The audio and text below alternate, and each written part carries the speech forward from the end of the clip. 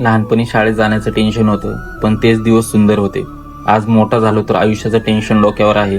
तेव्हा पुस्तकाचं ओझं होतं, आता जबाबदाऱ्याचं ओझं आहे.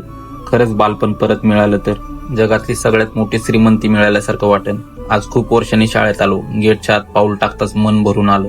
तेव्हा खिशात पैसे नसले तरी मन आनंदी होतं. आज पैसे कमवण्याच्या नादात आयुष्य कसं जगायचं हेच विसरून गेलो. तेव्हा शाळेची घंटा वाजली तरी मन आनंदी व्हायचं.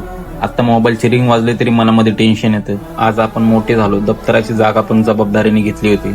लहानपणी पडायचो तर आई वडील उचलायला असायचे, पण आज आयुष्य पाडते तर स्वतःलाच उभं राहावं लागतंय. त्या छोट्या मुलाकडे बघून मनात विचार आला, किती सुंदर होतं ते बालपण. आज त्या आठवणींसोबत घेऊन जगायला लागतंय.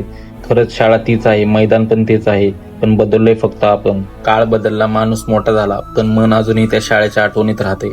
असं वाटतं वेळ अजून थांबली असती तर. पण लहानपणी आपल्या मनाला थोडी माहिती होतं, एक दिवस असा येईल जेव्हा आयुष्याच्या गर्दीत आईचा हात नाही तर जबाबदाऱ्याचं ओझं घेऊन चालावं लागेल.